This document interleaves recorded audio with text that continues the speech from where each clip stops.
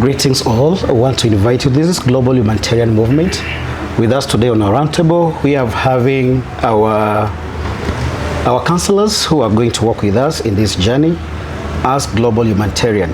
So as we know that as part of the Global Humanitarian Movement, our goal is to strengthen community by empowering families through faith-based principles, sustainable development, and skills to train. And today, we are honored to engage with people who are expertise in marriages and family counselors to discuss their expertise, how they can help us as an organization. So you are all welcome. So I want to invite you all to this wonderful discussion that you're going to have it on our round table. You are all invited. Let me start with you, please. Okay. Now, please a brief introduction of who you are by yourself. Tell us briefly introduce yourself and share your experience in marriage and family counseling. Thank you very much for giving me this opportunity. My name is Pastor Ghim, and I'm a counseling psychologist as well as a mediator. And in life we exist because there is a family. It could be a broken family, or it could be a complete family, as many people have called it complete, because they can see there is the father, children, and maybe the mother. But what people see complete might not be real complete. There could be a lot of conflict in that so-called complete marriage, and sometimes we fail to understand the nitty-gritty things of a family. And so as a counselor, I know you do a lot, and also using the mediation skills, whereby you are able to help even the ones who really wants the divorce and something of the kind. You can be able to bring people on the table and support them to see life differently, be able to forgive each other, and to continue with the life. Okay. Thank you very much. Let's go on my right hand. We have our national chair, also is the chairperson of our Global Humanitarian Movement. Chairman? Yeah, it's great to be here. As an organization, this is an exciting time for us, especially this year, that we can bring on board counselors, especially when we talk about our first objective. And so it's just exciting. It's just exciting to have these dear three wonderful souls with us. Sure, that's so wonderful. To my extreme right, we have one beautiful lady. Also, she's joining us. You're welcome, please. Thank you. I'm Matilda Sumbua, a counseling psychologist by profession, an expertise in family and marriage therapy, and also practicing cognitive and behavioral therapy, and especially when it comes to handling the youth and young people. That is my area of expertise as well. And I think in this life, we all have mental health issues. And one of the things we need to really put in consideration is to consider mental health. Because when you are mentally not okay, holistically you are not well. And people should normalize seeking mental health support by just working either to see a counselor, a psychologist, and probably to a hospital. We should normalize that just the way when you have malaria or you feel like your body is not okay, we should normalize seeking mental health support. And I believe this is one of the reasons why we are here, to support families and individuals as well. Well, thank you very much, Matilda. You're welcome, Pastor Victor. A long time. Thank you. Yes, my name is Victor Otieno. I'm a counseling psychologist with a background in teaching. Wow. And pastoral work as well.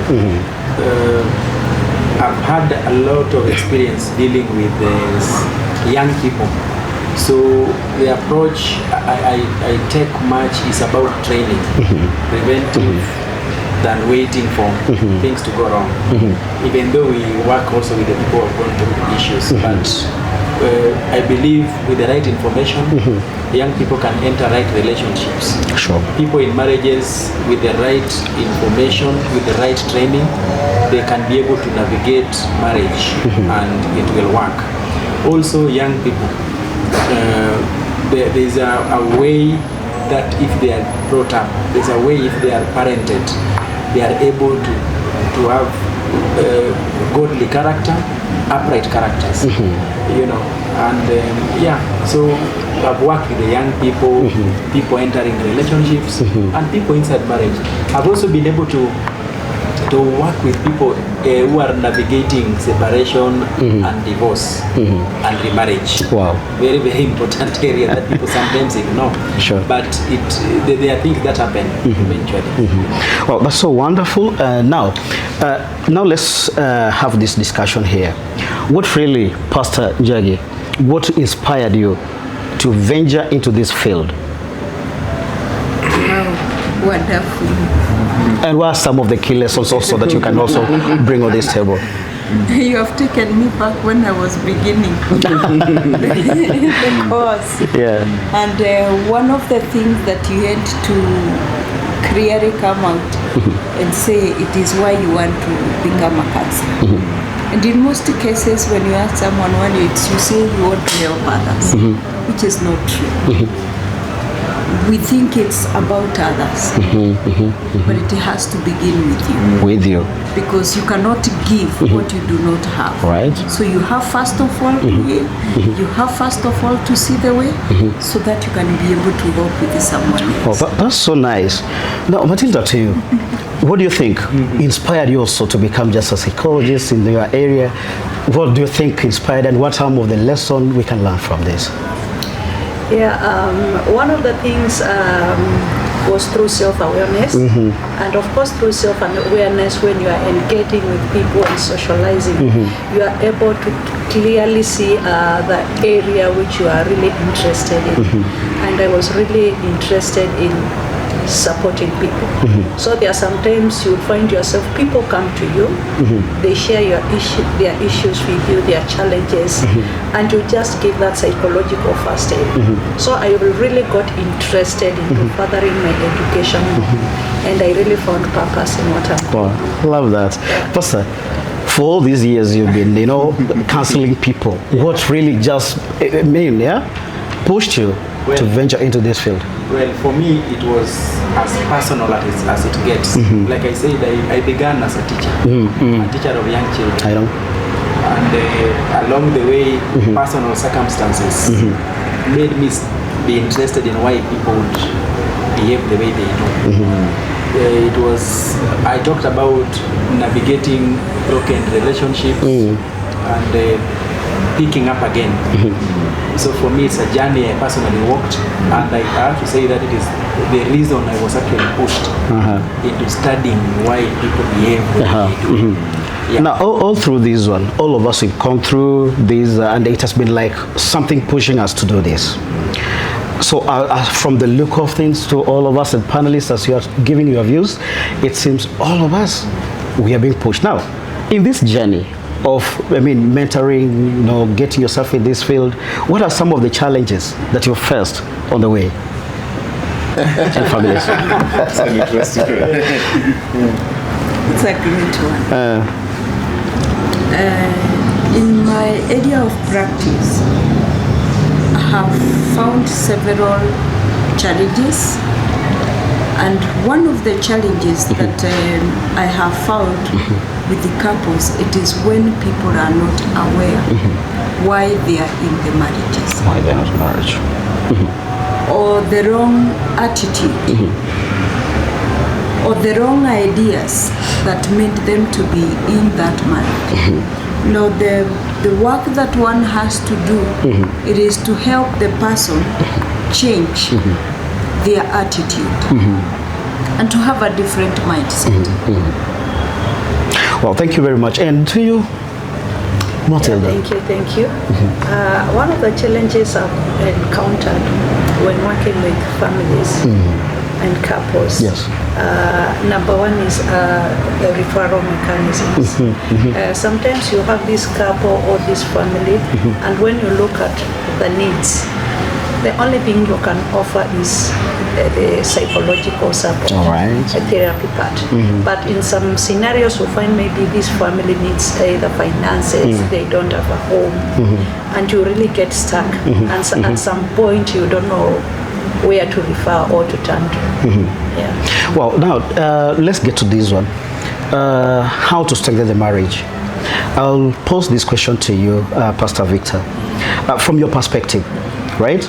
What are some of the key pillars of a strong and lasting marriage? Wow. It will start with the reason why. The reason why you entered the marriage is very, very important. One thing I've even shared, I think, with us before is people will just enter a relationship without thinking long term. Yes. You know, this is a person you are not born together. You are meeting them as an adult. Yet some people are even moved by external things as the job so and so is doing. You know, when you marry the job, problem is when the job goes. Like COVID taught us a few years ago that the job can go, the money can go. So people should have why, very strong why entering the marriage. Then number two, people should be ready. One of the indicators of being ready is being trained. To be in the careers where we are, we went through school. Yes. In fact, to be a teacher like I was, I took 4 years at the university to be a teacher. Now you are going to enter a marriage which is long term. It's supposed to be for life. Sure. And people just meet, some people, sometimes even 2 months, 3 months, they are together, just like that. Well, that's wonderful insight. Now, this one brings me to this insight and this view. Now, what role does financial stability play in marriage? And how can families manage economic problems? Back to you. The role Yes. of finances.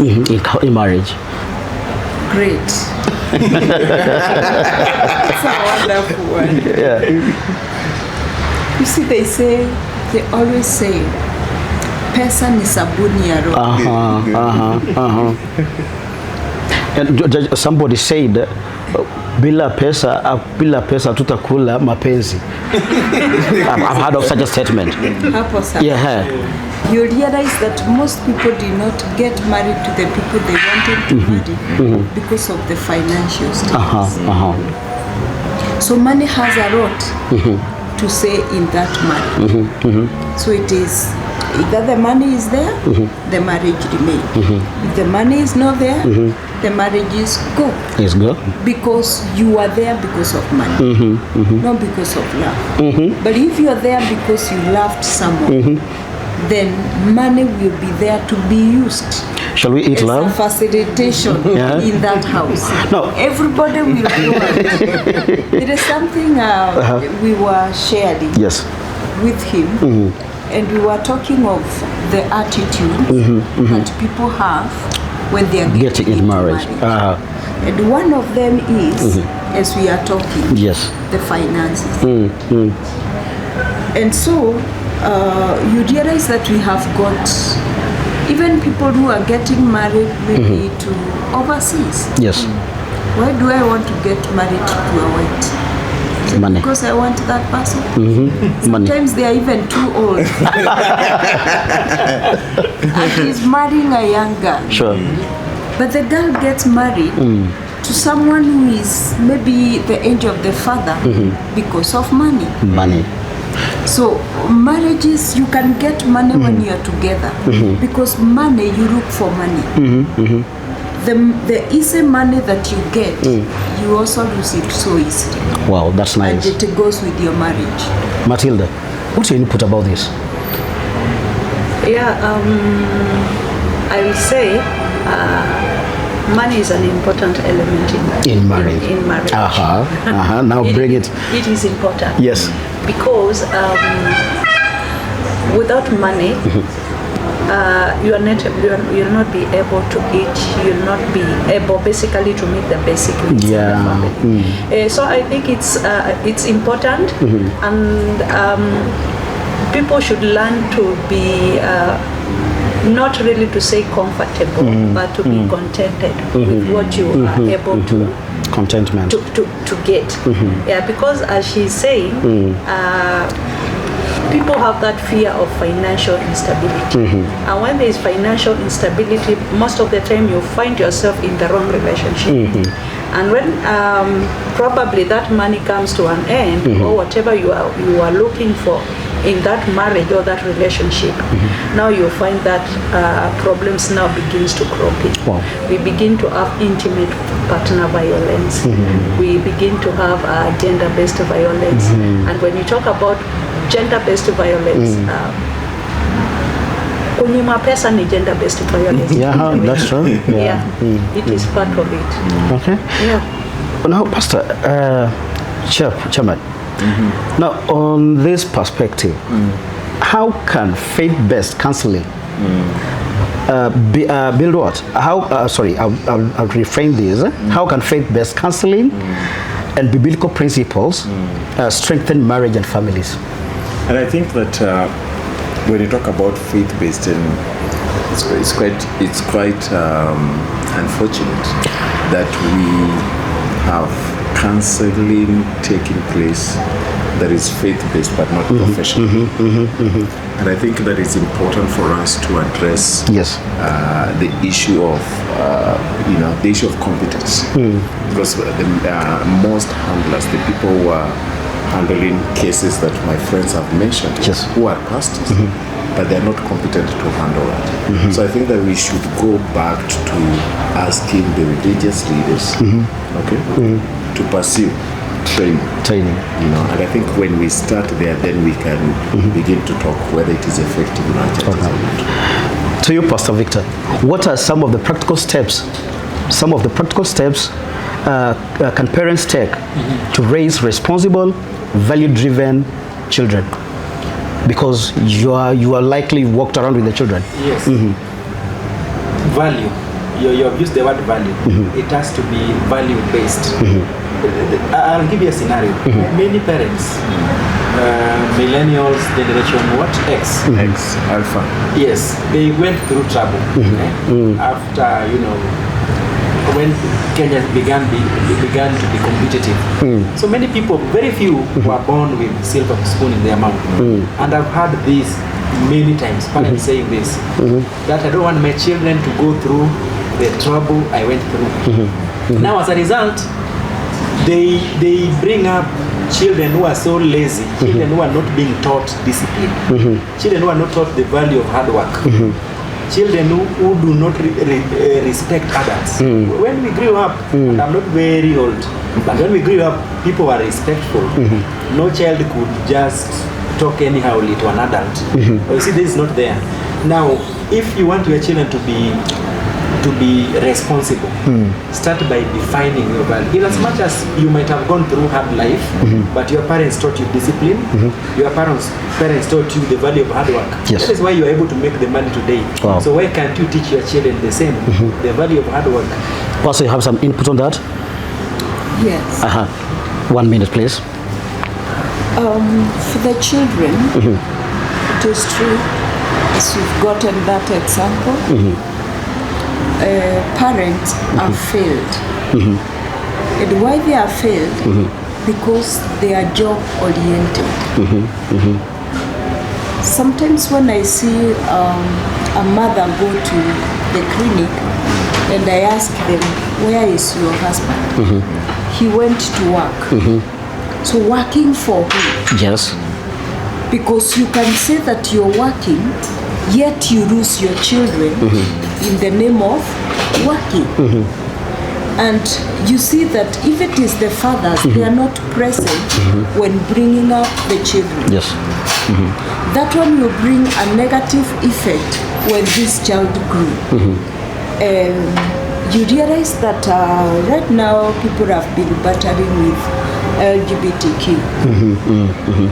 Why do we have that? As a boy, the father was never present. The father was always at work. So the boy grew up seeing the mother. They go and see the mother dressing, earrings, lipsticks, the style of the hair. And you see them going to salon to do the same. They also go and do the earrings. So when that other man who is a gay look at your son who is behaving like that, what would make him not to get So interest in that. Yeah. All right. Matilda, what's your input about the same?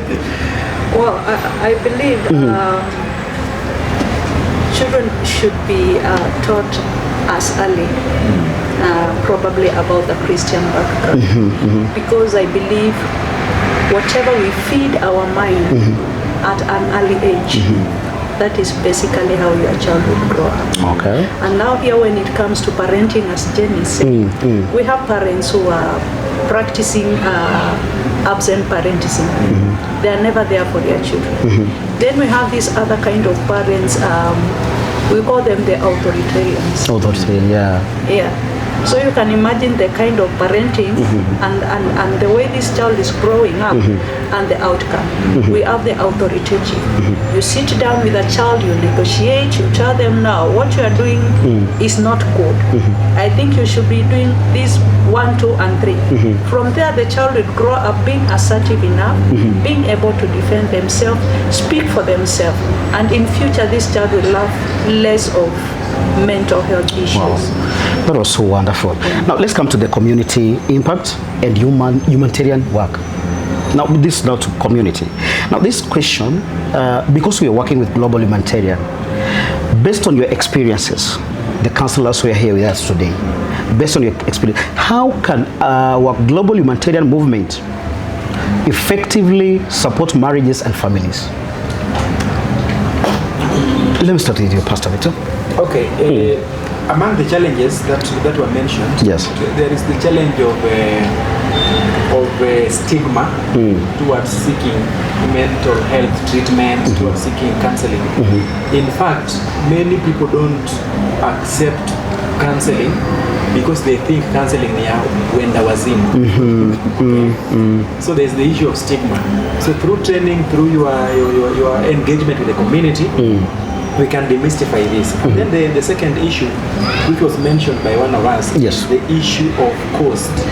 Someone can know counseling is important, someone can know I have a need, but they cannot maybe afford it, you know. So global humanitarian movement plus other organizations Yes. can come in to bridge this gap so that people are able to receive these services. Wow. Which we believe are very important. And to you, Ms. Jagi, what do you say about that? What is your thought on this? First and foremost, global humanitarian movement has actually come to save, especially on mental wellness activities. Yes. As he has just said, seeking mental health services has not been so much valued by people. One, people are not aware about it. Yes. Because it has, if you ask a child in school, what do you want to become? They'll tell you a doctor, they'll tell you a nurse, they'll tell you the jobs that they have had. And you realize that not many knows about counseling. Now, it has also not been given so much value even in the country itself. And that way, people have not known how to go about their mental health issues. Sure. Now, when you're talking of mental health, it is actually not being a psych. You could be stressed. That can progress and become depression. Yes. But you see, when you have been exposed to a counselor, you are going to make this one to be faced off. So the key thing here is creating that awareness. And I believe that is what global humanitarian movement is trying to to do to create the awareness so that those people with the issues will be able to be taken care of and will be able to prevent some of the issues that would have come later. A person who would have become maybe schizophrenic and then we are able to cut it at an early age. Oh, that's so Somebody wonderful. would have become a bipolar patient, we are able to prevent such. That is by creating awareness and intervening at the right time so that we minimize the complications that comes along with the mental health. Now, to you, Matilda, in what ways can we integrate marriage and family counseling in our community outreach programs? Thank you. I believe number one, through community sensitization. That's a key factor. And I'll echo what my colleagues are saying. Mental health has not really been given a priority. It's like something that people are getting to understand and be aware of currently. And what I'm really saying is, as I said earlier, people should seek mental health support. Yes. And normalize it just the way when you have malaria or you have pain, you just go to the hospital, see a doctor. We have counselors on board, and I know people fear coming to see counselors and psychologists, or they believe hata ukiambia mtu ni counselor anakuuliza unasoma akili yangu. And actually we don't do that. What we counselors do is just to help a person or a client to get to understand themselves, to get to understand how to deal with stress, to get to understand how to cope with life stressors. Yeah, basically we are not there to tell you what to do, but we'll help you to come with ideas. Yeah. So through that we'll minimize a lot of divorce, we'll minimize a lot of mental health issues, we'll minimize suicide, which is currently very common. Sure. Yeah. Wow, that's so wonderful. I'm really getting so much of this one. Now, let's ask ourselves, Pastor Victor, how can counseling help families integrate hardships such as poverty, job loss, and grief? In African communities, people are taught that certain things are not supposed to be spoken about. Ni aibu hii sisemwe. Usiongee mambo ya nyumba. But we should normalize looking for help. Yes. We should normalize looking for help. There is information here. You know, that thing that our family is struggling with, somebody has gone through it, or someone has been equipped to help you overcome it. So let's normalize looking for help. Let's not be quiet. Let's not die with silence. Some of the cases we have heard of, we call it what, femicide. Femicide, yes. Where a man kills the wife plus the children sometimes. You'll find that it is something that has gone for long. There have always been signs of violence, there have always been signs of mental breakdown, but because we are not supposed to speak about issues in the family. So for me, my idea is let people seek for help. Okay, thank you very much. Now, what about this?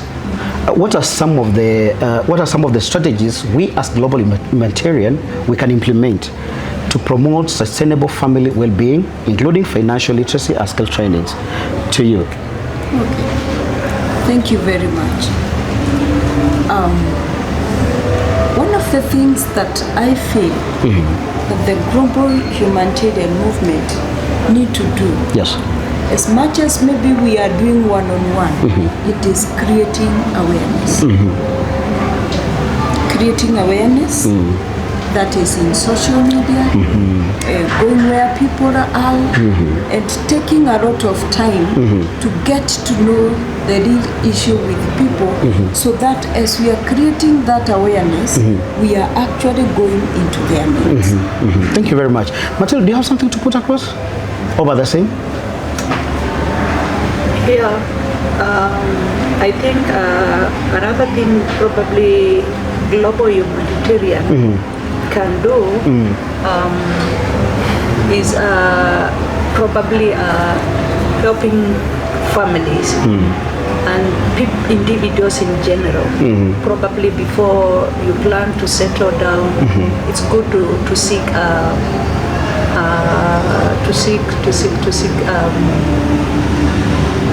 Help.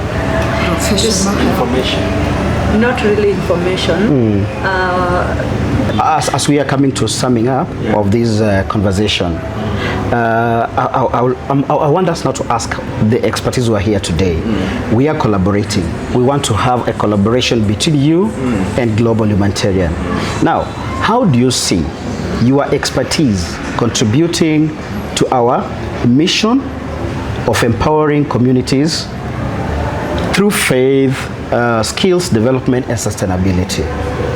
To you, Pastor Victor. Mine would be through training. I believe in the right information. Right information prevents a lot of wrong things.